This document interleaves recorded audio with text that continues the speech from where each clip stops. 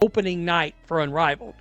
But that night's ratings, Sunday's ratings, Saturday's ratings, Friday's ratings, that's as far back as I went, all of those cable ratings were lacking overall viewership numbers.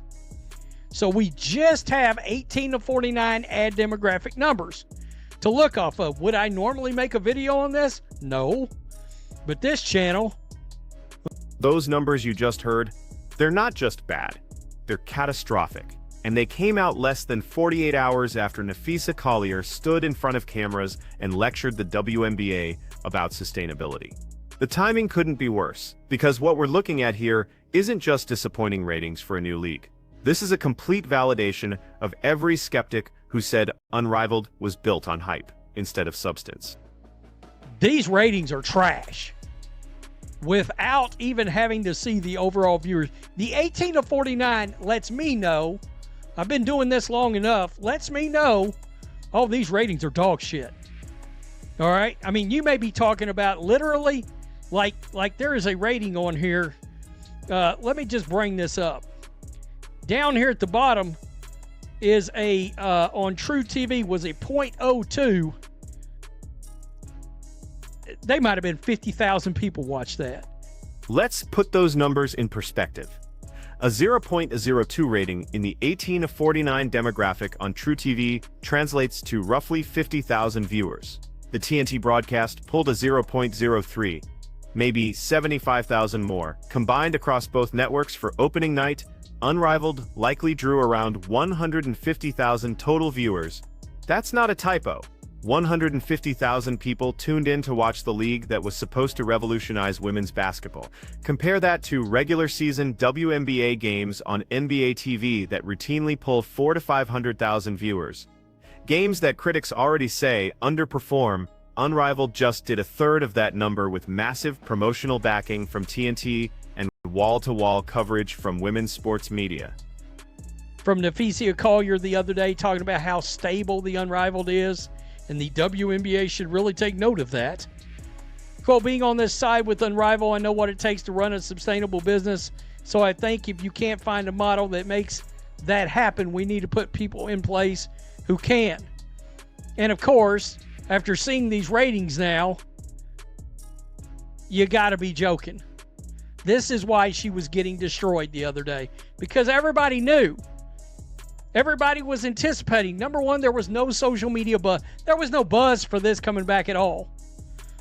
And that's the context that makes Napheesa Collier's comments about sustainability so tone-deaf. She stood there talking about how Unrivaled knows what it takes to run a sustainable business, suggesting the WNBA should take notes. Meanwhile, her league just posted ratings that would get a regular television show canceled after one episode. The disconnect between the public confidence and the actual performance is staggering. Here's what sustainability actually looks like in professional sports. It's driven by television revenue, not merchandise. Not ticket sales to 850-person venues, television rights deals. That's where the real money comes from. And that's exactly where Unrivaled is failing spectacularly. 8 million. And as I'm looking at this post, I'm like, okay, but what is the media rights deal? And by the way, whoever it was that put this up, it was some women's rights, BS, blah, blah, blah. I don't know. Women's sports. I think some women's athletes actually run the account. And I was like, okay, Brainiac, but you put this up and people called them out because they didn't even bring up the main audience for the NHL, which is Canadian. The NHL comparison reveals everything you need to know about how media rights drive professional sports economics. The WNBA just signed a 10-year, $2.2 billion media rights deal. That breaks down to $220 million per year. Sounds impressive until you look at what the NHL just secured. Rogers and the NHL announced a 12-year, $11 billion agreement. That's $917 million annually. The difference between those two deals, $696 million every single year. That's why NHL players make an average of $3.8 million while WNBA players average around $120,000. It's not bias. It's not sexism. It's basic economics driven by viewership numbers. I mean, that's why it matters. That's why there's more money, because you're not giving the full story. Most NHL games I see, weekly games, are drawing pretty good viewership. And it translates over 2 countries. Now, you see that headline? NHL and Rogers announced 12-year national media rights deal. Okay, before I get into this, the WNBA has I believe it's a 10-year, $2.2 billion deal. Now, just quick math. That's $220 million a year. Okay, $2.2 billion. $220 million a year. The NHL, they signed a 12-year, 11... And this is where the unrivaled situation becomes genuinely concerning for the women's basketball ecosystem, because the league was marketed as proof that there's untapped demand for women's basketball content. That if you just gave fans more games, better production, star power concentrated in one place, the audience would show up. Opening night was the test of that theory. And the theory failed. 150,000 viewers with Breanna Stewart, Napheesa Collier, and Arike Ogunbowale, with TNT's production quality and promotional muscle behind it, with months of hype building through social media, with zero competition from the WNBA or college basketball. Those are ideal conditions, and the league still couldn't crack 200,000 viewers. $1 million a year. Oh my God, why does WNBA players not make what NHL players do? Well, let's just do a little quick mathy math here. I got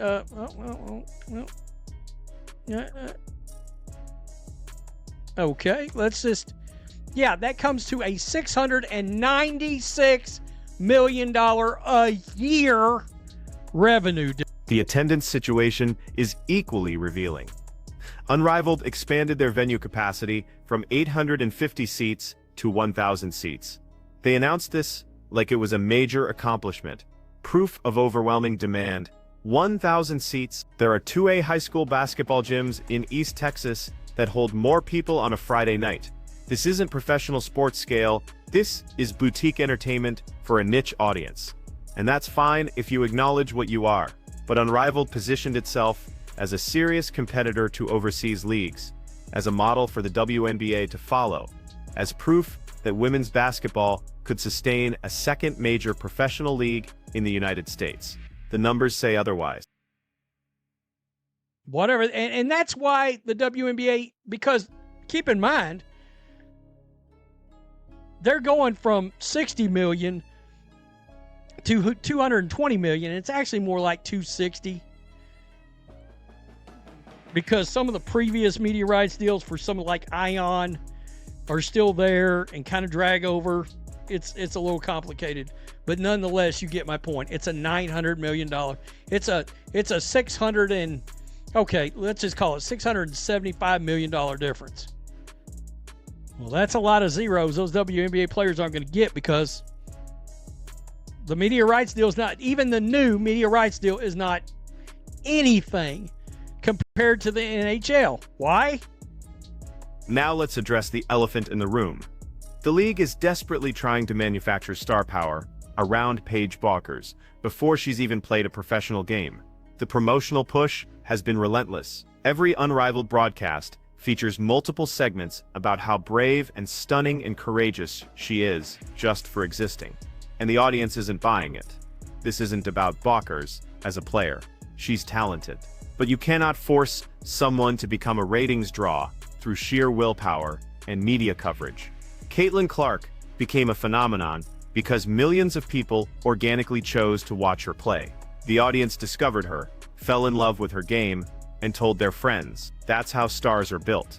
Not through coordinated media campaigns, telling people who they should care about. Here's what makes this situation particularly problematic for the broader women's basketball landscape.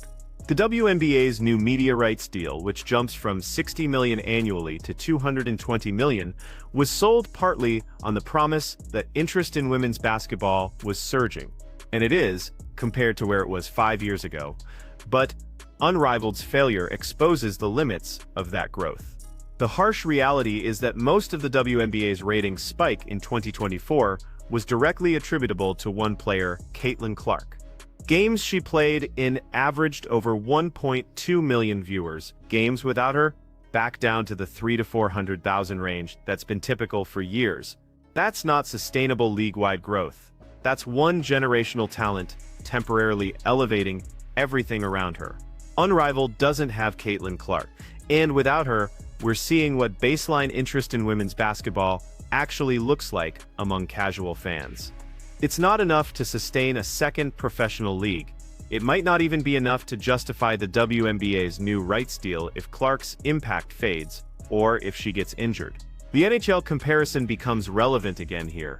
When people criticized WNBA salaries by pointing to NHL ratings, they conveniently ignored that NHL games in Canada regularly draw 3 to 4 million viewers. The US broadcast might show 1.2 million, but the total audience is 5 million or more. That's why the league can command $900 million annually in media rights. They have a massive, consistent, international audience. Unrivaled had every advantage for their opening night. Primetime slot on TNT, no competing basketball. Star players, months of promotion, and they got 150,000 viewers. That's not a foundation you can build a sustainable league on. That's barely enough to justify the production costs. The broader implications here are significant. If Unrivaled fails, and these ratings suggest it's heading that direction, it validates every skeptic who says women's basketball isn't ready for expansion. It gives ammunition to people who argue the WNBA is overvalued. It makes it harder for the next women's sports venture to secure funding and media partnerships. Napheesa Collier's comments about sustainability and putting people in place who can make it happen ring hollow now, because the people running Unrivaled are the same people who thought they could launch a league without addressing the fundamental question: who is this for? Not who should watch it, not who you wish would watch it. Who is actually going to tune in week after week? The answer, based on opening night, is not enough people. And all the promotional hype, all the social media campaigns, all the lectures about sustainability can't change that basic economic reality. Television networks pay for eyeballs, advertisers pay for reach, and 150,000 viewers doesn't move the needle for either. So where does Unrivaled go from here? They're locked into this season, and they'll finish it out, but unless these numbers improve dramatically, this is likely a one-and-done situation. The investors will cut their losses. The players will go back overseas, or just take the WNBA season off. And the league will become a cautionary tale about mistaking social media engagement for actual viewership. The tragedy is that there probably is room for some kind of domestic women's basketball league during the WNBA offseason. But it would need to be modest in scope, realistic about its audience, and built on a sustainable economic model from day one. Unrivaled tried to skip all of that and launch as if they already had an established fan base. They didn't, and now everyone can see it in the ratings. What do you think? Can Unrivaled recover from this disastrous opening, or is this league already finished? Drop your thoughts in the comment, and if you're tired of the hype and want analysis based on actual numbers, hit that subscribe button, because we're going to keep tracking these ratings as the season continues, and I suspect they're only going to get worse from here.